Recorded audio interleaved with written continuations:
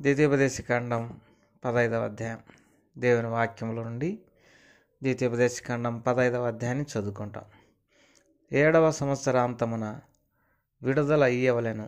ఆ గడువు రీతి ఏదనగా, తన పొరుగువానికి అప్పించిన ప్రతి అప్పులవాడు దానికి గడువు ఇయ్యవలెను. అది యెహోవాకు గడువు అనబడును గనక, అప్పించినవాడు తన పొరుగువానినైనను తన సహోదరునైనను నిర్బంధింపకూడదు. అన్యుని నిర్బంధింపవచ్చును గాని నీ సహోదరుని యొద్దనున్న దానిని విడిచిపెట్టవలెను. నీవు స్వాధీనపరుచుకున్నట్లు నీ దేవుడైన యెహోవా నీకు స్వాస్థ్యంగా ఇచ్చున్న దేశంలో యెహోవా నిన్ను నిశ్చయంగా ఆశీర్వదించును. కావున నేడు నేను నీకు ఆజ్ఞాపించుచున్న ఈ ఆజ్ఞలనన్నిటినీ అనుసరించి నడుచుకొనుటకు నీ దేవుడైన యెహోవా మాటను జాగ్రత్తగా వినిన ఎడల మీలో బీదలు ఉండనే ఉండరు. ఎలా అనగా, నీ దేవుడైన యెహోవా నీతో చెప్పి ఉన్నట్లు, నిన్ను ఆశీర్వదించును గనక నీవు అనేక జనములకు అప్పిచ్చేదవు గాని అప్పు చేయవు. అనేక జనములను ఏలుదువు గాని వారు నిన్ను ఏలరు. నీ దేవుడైన యెహోవా నీకు ఇచ్చున్న దేశమందు నీ పురములలో ఎక్కడనైనను నీ సహోదరులలో ఒక బీదవాడు ఉండిన ఎడల, బీదవాడైన నీ సహోదరుణ్ణి కరుణింపకుండా నీ హృదయం కఠినపరుచుకొనకూడదు. నీ చెయ్యి ముడుచుకొనక వాని కొరకు అవశ్యముగా చేయి చాచి వాని అక్కర చొప్పున ఆ అక్కరకు చాలినంత అవశ్యంగా వానికి అప్పియవలెను. విడుదల సంవత్సరమైన 7వ సంవత్సరం సమీపమైనదని చెడ్డ తలంపు నీ మనసులో పుట్టక ఉండునట్లు జాగ్రత్త పడుము. బీదవాడైన నీ సహోదరుని ఎడల కటాక్షం చూపక నీవు వానికి ఏమీ ఇయ్యకపోయిన ఎడల వాడొకవేళ నిన్ను గూర్చి యెహోవాకు మొరపెట్టును, అది నీకు పాపమగును. నీవు నిశ్చయముగా వానికి ఇయ్యవలెను. వానికి ఇచ్చినందుకు మనస్సులో విచారపడకూడదు. ఇందువలన నీ దేవుడైన యెహోవా నీ కార్యములన్నిటిలోనూ నీవు చేయు ప్రయత్నములన్నిటిలోనూ నిన్ను ఆశీర్వదించును.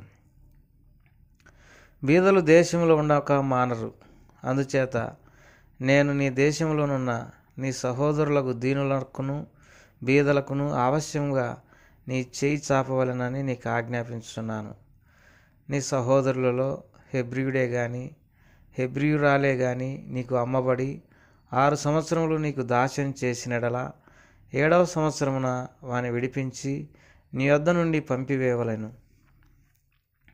అయితే వాని విడిపించి నీ యొద్ద నుండి పంపివేయినప్పుడు నీవు వట్టి చేతులతో వాని పంపివేయకూడదు.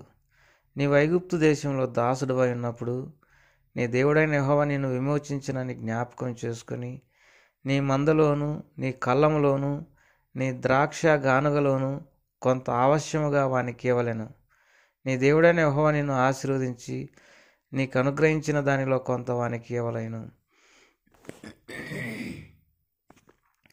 ఆ హేతువు చేతను నేను ఈ సంగతి నీకు ఆజ్ఞాపించుచున్నాను.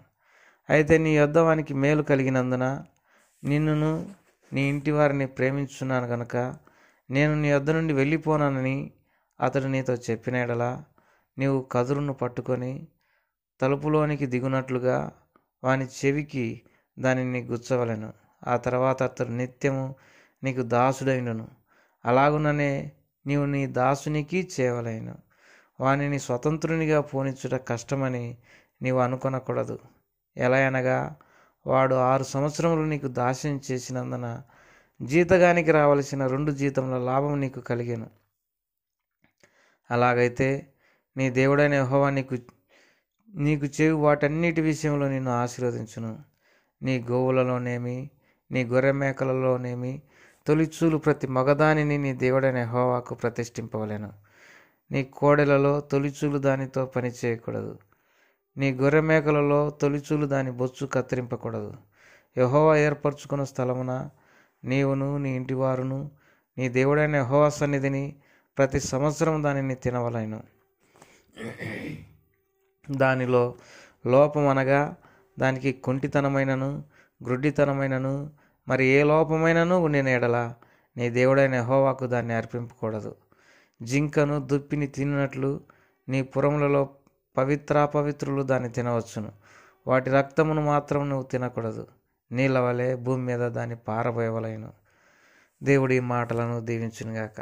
ప్రేమగల తండ్రి, దయగల ప్రభా, నీకెంతో వందనములు స్తోత్రం చెల్లిస్తూ నేను స్తుతిస్తూ ఆరాధిస్తుంటున్నాను. మీరు ఎంతైనా నమ్మదగినటువంటి దేవుడు, ఇంతవరకు మమ్మల్ని కాపాడినటువంటి దేవుడు. ఈ 15వ అధ్యాయంలో కొన్ని వాక్య భాగాలను ధ్యానించడానికి సహాయం చేయమని యేసు ప్రభువారి నామం పేరట స్తుతించి ప్రార్థించి వేడుకుంటున్నాం తండ్రి. ఆమేన్.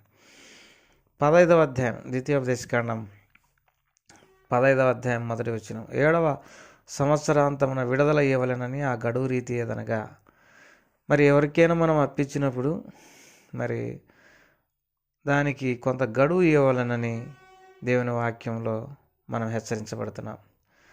మనము అప్పించినప్పుడు మన పొరుగువాడిని లేకపోతే మన సహోదరుని మనం నిర్బంధించకూడదు అని దేవుని వాక్యంలో రాయబడింది. అంటే నేను నీకు అప్పించిన కదా, తప్పక డబ్బు ఇస్తావా లేదా అని మనం నిర్బంధించకూడదు. మన పొరుగువానినైనాను మన సహోదరునైనాను కొంత గడువు ఇవ్వాలనని దేవుని వాక్యం సెలవిస్తుంది. ప్రియమైనటువంటి వారులారా, మరి బలాత్కారమందు మనం నమ్మకం ఉంచకూడదని హెచ్చరించబడుతున్నాం. మరి కనికరము లేనటువంటి వారంగా ఉండకూడదని దేవుని వాక్యం చేత హెచ్చరించబడుతున్నాం. దేవుని వాక్యంలో రాయబడింది, నేను కనికరమునే కోరుచున్నాను కానీ బలిని కోరనని ప్రభువారు సెలవిస్తుంటున్నాడు. కనికరం గల వారు ధన్యులని మరి దేవుని వాక్యంలో రాయబడింది. కనికరం లేనివాడు కనికరం లేని తీర్పును పొందునని, కనికరము తీర్పును మించి అతిశయపడునని దేవుని వాక్యంలో రాయబడింది. ప్రియమైనటువంటి వారులారా, దేవుని వాక్యము ఎరిగినటువంటి మనము మరి ఇతరులను నిర్బంధించి బలవంత పెట్టి బలాత్కారం చేసి బాధ పెట్టి మరి వారి నుండి మనం అప్పు తీసుకోవడం లేకపోతే అప్పును ఇప్పించుకోవడం అనేది కరెక్ట్ కాదు.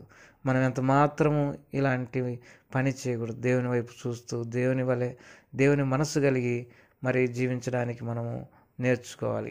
తర్వాత ఈ అధ్యాయంలో బీదల గురించి రాయబడింది. మొదటగా బీదరికము మరి అనేది ఏ రీతిగా ఒక వ్యక్తికి వచ్చును అనేది మనం ఎరగాల్సినటువంటి వారం అంటున్నాం. మరి దేవుని ఆజ్ఞలను, దేవుని కట్టడలను, దేవుని న్యాయ విధులను మనం అనుసరించిన బీదరికం అనేది ఉండదు. 15వ అధ్యాయం ద్వితీయోపదేశకాండం 15వ అధ్యాయం 5వ వచనం. కావున నేడు నేను నీకు ఆజ్ఞాపించున్న ఈ ఆజ్ఞలన్నింటిని అనుసరించి నడుచుకున్నట్టుకు నీ దేవుడైన యెహోవా మాటను జాగ్రత్తగా విని నేడల మీలో బీదలు ఉండనే ఉండరు. ప్రియమైనటువంటి వారులారా, దేవుని ఆజ్ఞలను విడిచిపెట్టి తిరగడం, దేవుని న్యాయ విధులను గైకొనకపోవడం, దేవుని కట్టడలను అనుసరించకపోవడం, దేవుని మాట వినకపోవడం, కాబట్టి దేవుడు తోడుగా లేకపోవడం, ఇవన్నీ కూడా బీదరికానికి కారణమని సంగతి మనం ఎరగాలి. నీ దేవుడైన యెహోవా నీకు తోడుగా ఉన్నాడు కనుక నీకేది తక్కువ కాదని రాయబడింది. అంటే అర్థమైంది, దేవుని విడిచిపెట్టిన కారణాన్ని బట్టి మనము చాలా బీదలుగా ఉందము. దేవుని మాట విననటువంటి వారే బీదలుగా ఉందరు. అయితే బీదరికంలో ఇంకొక విషయం ఏంటిది అని అంటే, మరి దేవుని వలన మరి బీదవారుగా కొంతమంది ఉండే అవకాశం ఉంది. కారణం ఏంటంటే వారిని దేవుడు అనేక రీతులుగా పరీక్షించడానికి బీదరికాన్ని అనుమతిస్తాడు. కాబట్టి ఏదేదేమైనా మనం దేవుని ఆజ్ఞలను, దేవుని కట్టడలను గైకొన్నప్పుడు మనము అప్పిచ్చేవారిగా ఉంటాం కానీ అప్పు చేయము. దేవుడు కొన్నిసార్లు మనల్ని పరీక్షించడానికి బీదవారినిగా ఉంచినప్పుడు మరి మనము ఆ బీదవారిని చూసి కఠినంగా నడుచుకోకూడదు. అందుకే దేవుని వాక్యంలో రాయబడింది, ద్వితీయోపదేశకాండం 15 నీ దేవుడైన యెహోవా నీకు ఇచ్చున్న దేశమందు నీ పురములలో ఎక్కడైనాను నీ సహోదరులలో ఒక బీదవాడు ఉండిన ఎడల బీదవాడైన నీ సహోదరుని కనుకరింపకుండా నీ హృదయమును కఠినపరుచుకొనకూడదు. నీ చేయి ముడుచుకొనక వాని కొరకు ఆవశ్యంగా చేయి చాపి వాని అక్కర చూపున వాని అక్కరకు చాలినంత ఆవశ్యంగా వానికి ఇవ్వలేను. ప్రియమైనటువంటి వారులారా, ధనవంతులైనటువంటి సహోదరుడు దరిద్రుడైనటువంటి బీదవానికి సహాయపడవలెనని మనము జ్ఞాపకం ఉంచుకొనవలేను. ఎంతకాడికి మరి కనికరం లేనటువంటి వారిగా బీదలంటే, దరిద్రులంటే, దిక్కులేనటువంటి వారంటే, అనాథులంటే, విధవరాన్లంటే మనం ఎంత మాత్రము పట్టింపు లేనటువంటి వారంగా మనము ఎంతో సుఖంగా జీవించడానికే ప్రయత్నం చేస్తాం. ఇలాంటివి దేవుడికి ఎంత మాత్రం ఇష్టం లేదు. మనము ఇతరుల ఎడల ఎంతో కనికరము, జాలి, దయగలిగి ఉండడానికి మరి మనము నేర్చుకోవాలి. ప్రభు ఈ మాటలు దీవించును గాక. ప్రేమగల తండ్రి, దయగల ప్రభా, ఈ మాటలన్నింటినీ మా కొరకై ఆశీర్వదించమని యేసు ప్రభువారి నామం పేరిట అడిగి వేడుకుంటున్నాం తండ్రి. ఆమేన్.